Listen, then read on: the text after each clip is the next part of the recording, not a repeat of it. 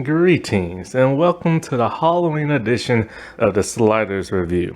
Alright, let's address the elephant in the room. I know it's not Halloween. Alright, that's long past. But when it came to my Halloween videos, I ran out of time and I couldn't upload everything I wanted to. So that's why I'm uploading them past Halloween. But if you stop and look at it like this, at some point in time, it's gonna be Halloween time again, October. So somebody eventually will stumble upon my videos and watch it around Halloween time. So yeah, and I'm here today to talk to you about Goosebumps, Chilogy. This is the most unique Goosebumps episode of all. It's very good, it's very creepy, it's very spooky, and sometimes it's a little cringy just because of the way the people dress. But this is the most special Goosebumps episode ever to date. Why? Because one, it's a three-parter, and Goosebumps have never done that. They've either done two-parters or they've done hour specials. Also, the craziest thing about this entire episode is not so much that it's mostly filmed in like a downtown area, but it's the most original Goosebumps episode that had nothing to do with R.L. Stine. That is right. Now, I've talked about this before with the More Monster Blood. More Monster Blood was the first time that it was an original story. They couldn't do a giant like hamster and all this other stuff and a giant like whatever that dude's name and all this other stuff. So they just went with a bunch of kids on a plane. But the main kid from Monster Blood and the Monster Blood itself came from those stories. So even though it was an original episode, they used characters in a monster from a previous Goosebumps episode and a previous Goosebump book. This one, however, is all original characters, you name it. Why they did this, I don't know. It's never been explained. And they never did this again after this. But it's one of the most creepiest Goosebump episodes ever. And why is it creepy? Because of the main villain, Karl. Karl is one of the best Goosebumps villains of all times.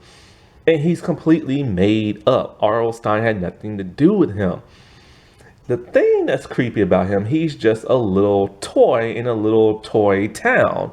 A model, if you will. And he's creepy because he tortures little kids. And he has all this personality, charisma, just this unique way he acts. Like, he acts more silly and goofy, but then every once in a while he acts sinister, but in a cringy kind of charismatic kind of way. And that is the most creepiest thing ever when you're completely normal looking and you're very sinister in real life. And I remember watching this back in the day. I had no idea it was an original episode. And I always remember like, whatever happened to Karl at the end and everything. And of course, we never found out. He's never appeared later in no Goosebump incarnation. R.L. Stine has never written him in anything else because that's not his creation. And this episode is so good, I wish to God it would be a full-length movie. It's that good and everything. And so it's like a three-parter episode that revolves around three kids. Jessica, who starts off as a villainous type sort, and the brothers Todd and Matthew. And my God, give it up to the actor who plays Karl. That man did an amazing job and everything. And recently he was in 2 Star Trek Discovery episodes. I don't even know who he was. I don't even know if I saw that season or not. I haven't finished the last season that came out. So I didn't see him. Plus, I probably never recognized him in a way because, he's older now. And so the actress who plays Jessica, she's been in Goosebumps before. She is the only recurring Goosebumps actress. Everybody else is brand spanking new and never appeared in another Goosebump episode. And so she was in Don't Wake the Mummy. She was the villain in that as well. Or the bully, I should say. and say, but she's gone on. She was in Grey's Anatomy at one point as a main cast member. Now, the little boy who plays Todd, he went on to play Spike in X-Men Evolution. Um, what's his name? Todd's dad. That dude was in the second and third season of Highlander, the series, and he was the voice of Bishop in the '90s X-Men cartoon. The ones who's always like, he would travel through times all like, "This one's for the future." I love that line. It sucks the live action Bishop never said that. And everybody else, I don't know what they've been in. And so, like, cut up in these three parts. First one is the Jessica episode. So basically, Jessica is a very, very, very stingy girl who loves money. She's all about that business. Oh, one of the things that's really unique about this episode is the music. Unlike other Goosebump episodes, this music is more 1950s, like commercials, and they have an actual singer as opposed to just creepy music. They really went out for this episode in terms of that, to be unique and everything. So anyway, she's a very greedy little girl. She's all about that money. She's all about making deals, and she's all about scamming people to get more money. She's constantly looking at the stock market and everything. Stock market. I'm getting tongue tied. Stock market. There we go. I knew I could do it. And so she would do anything to get some money out of people, even grift them. So Todd and Matthew are having a yard sale, and Matthew has a bunch of baseball cards. Man, I got tons of baseball cards and cards, football cards of famous people, even Nolan Ryan, and I can't sell none of them. I am pissed. When I tried to sell them to like one of those like dealership type people, they're all like, "Oh, we don't want older people. We want the new people, the new stars and everything." I'm sorry, but what's more famous, the older ones or the new ones? The older ones should be worth more money in my opinion, but they ain't worth crap. And it's because basically they sell these to younger kids and teens, and they want the younger people who's hip and new. That pisses me off. I got so many cards I want to get rid of. I'm thinking about just going out in like the mall and just tossing them up in the air or something like that, because apparently they're worthless now. And there are online dealerships, but I don't know none of those like sites that are trustworthy and stuff. So I am screwed. I was collecting those things for nothing as a kid. And so Todd spills like strawberry jam on like, one of the baseball cards. And of course that kind of pissed off Matthew. But it's in like the little plastic covering. And so Jessica comes around and he's like, "Crap, dude," because he knows Jessica's all about that money and she would try to cheat him and stuff. And so they try to hide the baseball cards in the desk. And so Jessica comes up with a smug little face and and she wants to know what's all for sale and why did he hide something in the desk. He's like, "Oh, I ain't hide nothing." So of course she's like, "Well, I'll buy the desk." He's all like, "You can't do that. The desk's not for sale." And the mom's all like, "The desk is most certainly for sale."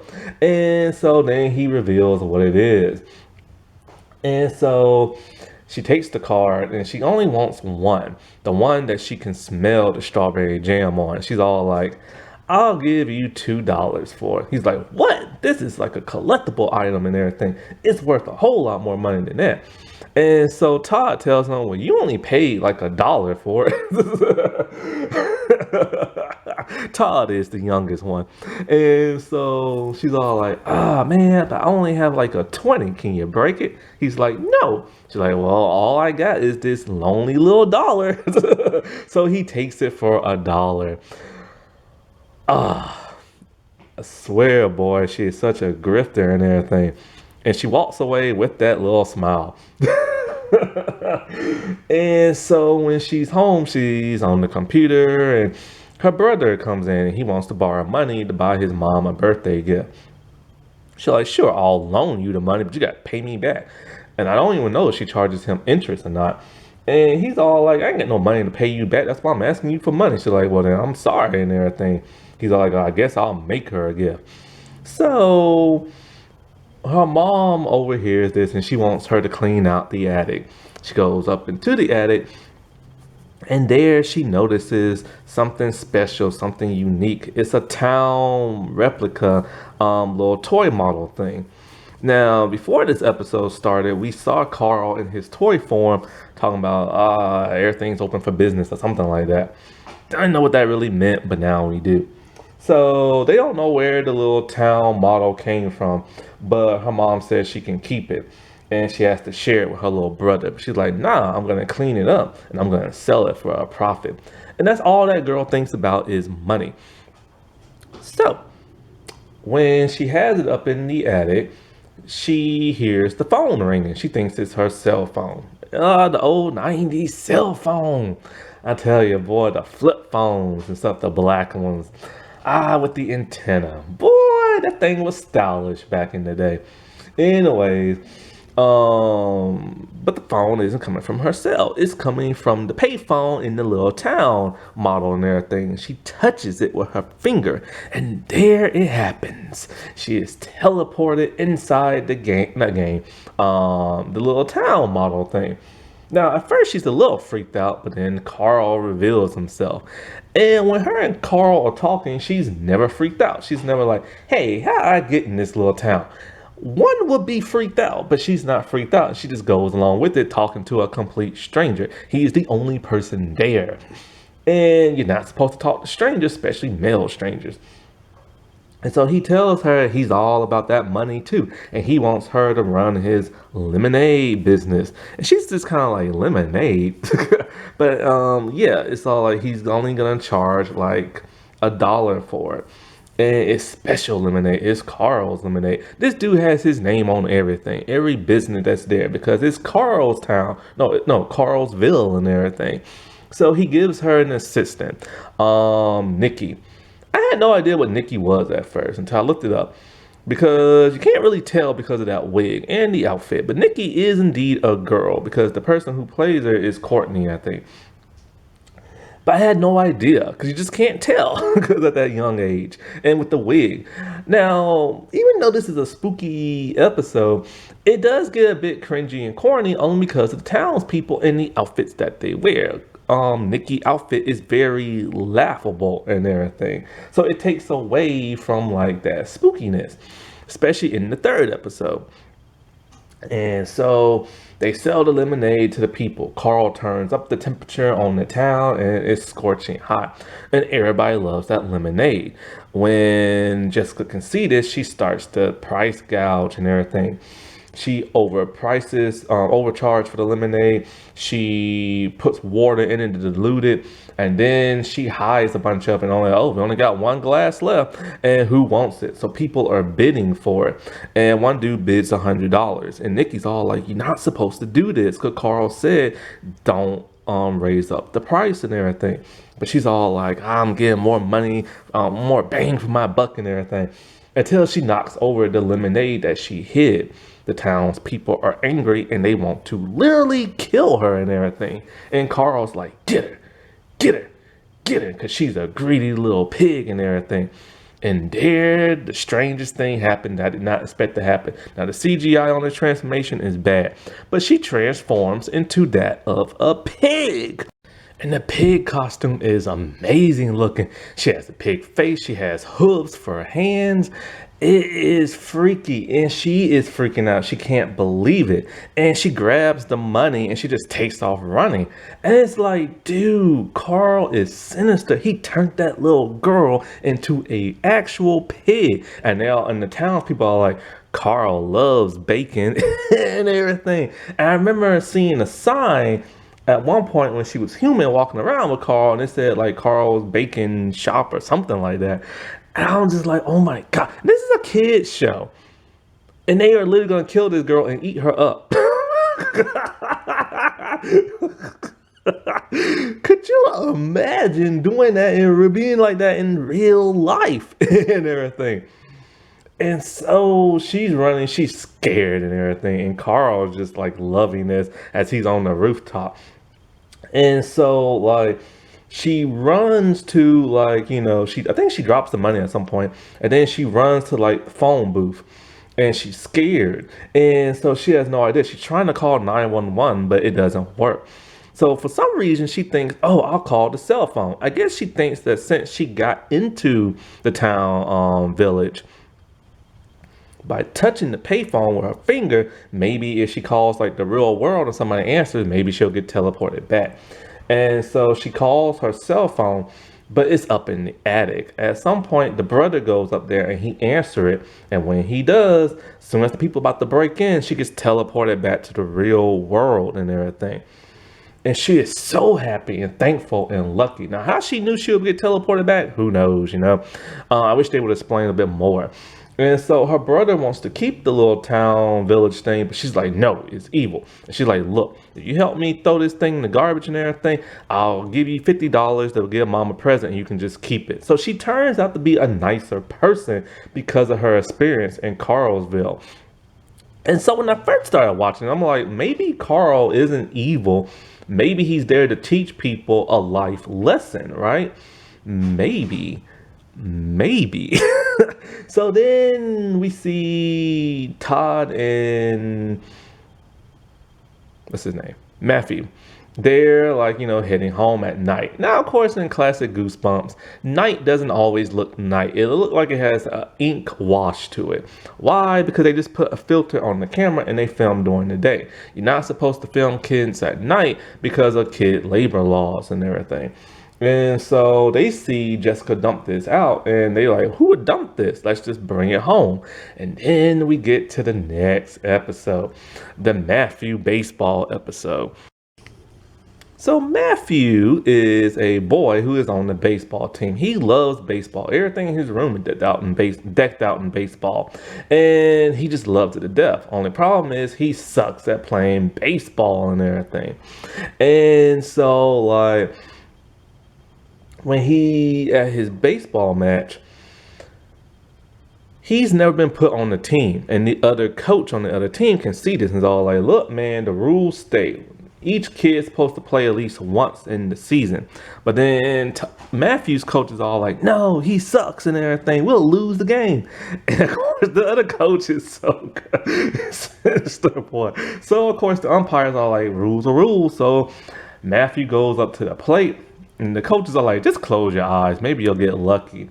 Well, he strikes out. And they lose the team, and the team's pissed, and he's very down about this, and I understand. It's like he loves baseball, he knows he sucks. He finally gets to play, and he loses the team for everybody.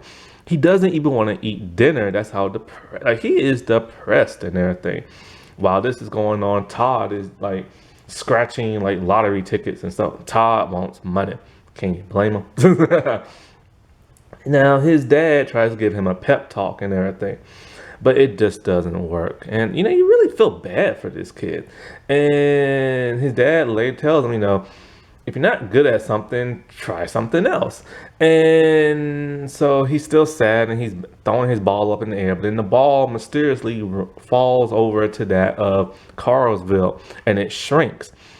Now, when he goes over there, he never stops to think, hey, how did the ball do this? How did it shrink and go into a little town model and everything? He touches the ball, it's teeny tiny, and boom, he is transported. Now, this is when Karl is at his silliness. This episode is meant to be scary, but it comes off more cringy than anything else because of all the humor. I guess they didn't want to go too hard on this, so they kind of went the humorous route. But it's humorous but in a creepy way. So the best way to view this is just imagine that you're Matthew and everything.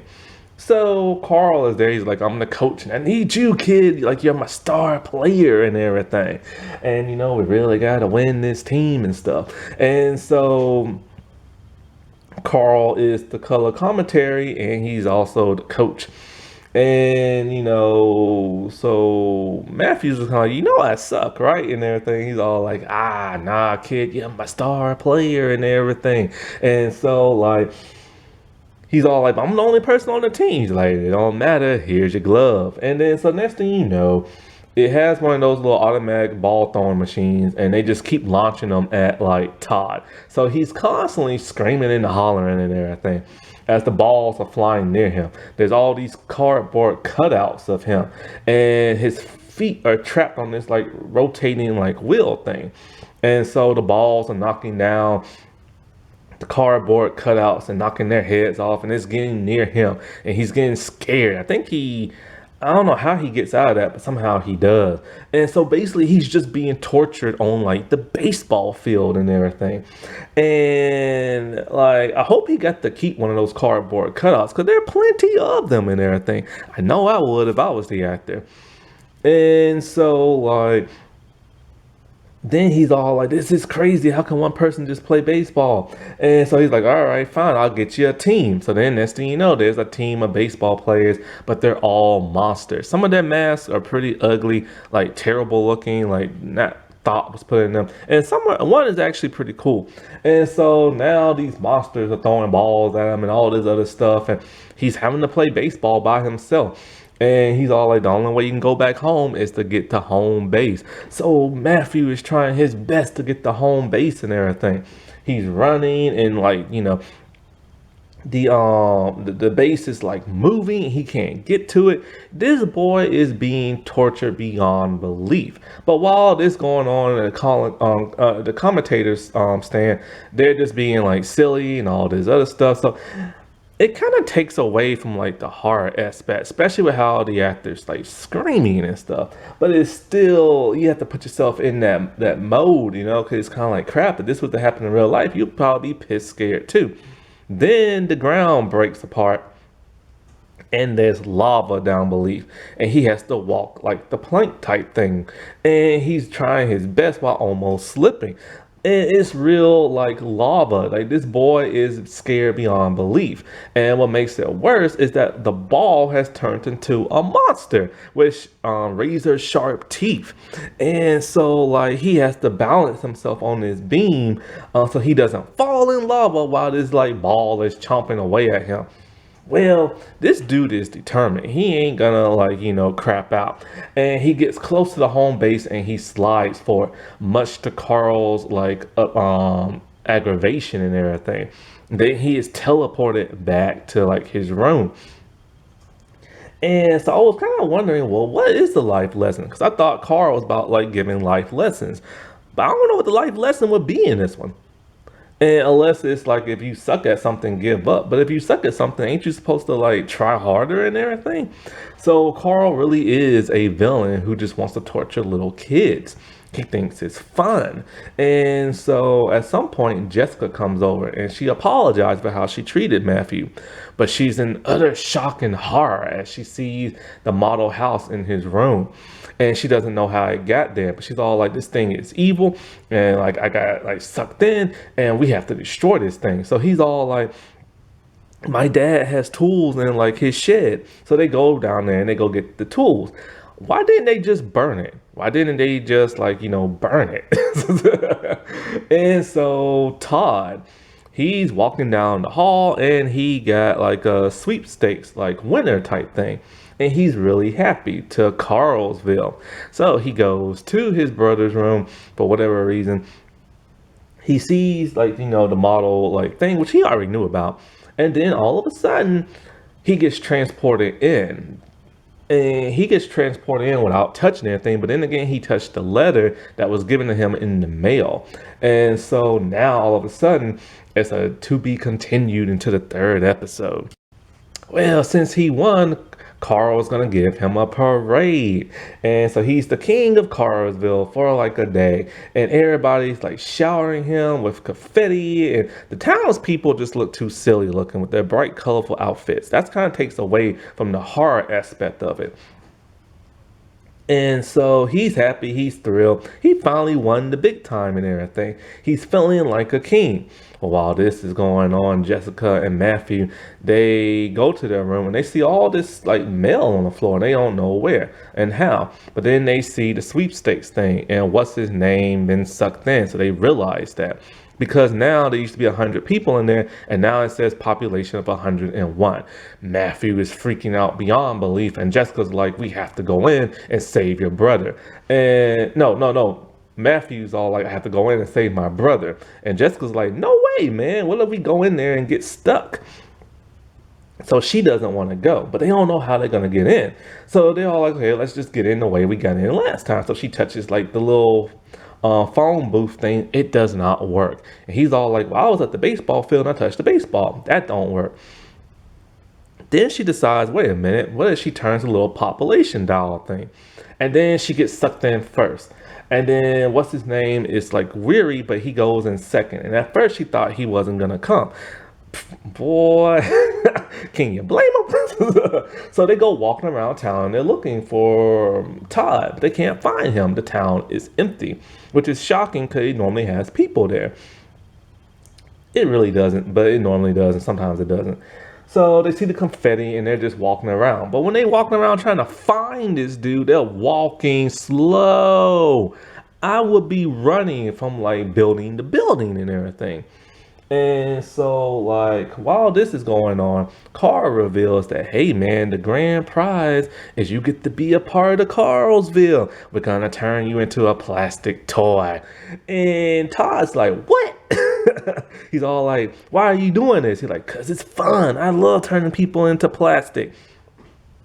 And so this dude's hollering and he's screaming. He's on like the little gurney bed, and it's like a machine that's supposed to zap him and turn him plastic. He's all like, which color you want to be? Green, blue? And the dude's like, no. He's like, yellow. And everything. And so the other two are just walking around. Somehow they go into a building. They realize, oh, it's the building Todd's in. But they can't do nothing because they're outnumbered. This is freaky. The plastic people look scary. Todd's a little boy. He's screaming and everything. And the two teens, they're powerless to do anything about it because the town people will overpower them. But then they get the brilliant idea. It's like just to pull a bunch of wires from the machine. It works. Sparks are flying and the machine doesn't work. They run down there and they free him. So now it's a chase, and they're all like, well, how the world do we get out of here? He's all like, let's go to the baseball field and get to home base. Because first they go to the phone booth, but then the phone booth is occupied by townspeople ready to kill them and stuff. So they run to the baseball field. And it's a long, yeah, I think they're downtown. And to run to a baseball field, that's a long run. And you're tired and you're hungry. And so they get there. But then the townspeople are there and they have no way to get home. Well, the craziest thing happened. See, earlier, before the two teens went there, they all like, what if we just shake the pieces out and Todd will fall out? And they're all like, no, can't do that because maybe he'll stay tiny. So then all of a sudden the mom is in Matthew's room and she's vacuuming and everything. And she's not paying attention to what she's doing. And so the dad's like, where are the kids at? I can't find them. And she's all like, what? I can't hear you because of the vacuum cleaner. So she holds it over the town model place. And then some of the townspeople get sucked up into the vacuum cleaner. And it's basically like a little hurricane. Winds are just blowing.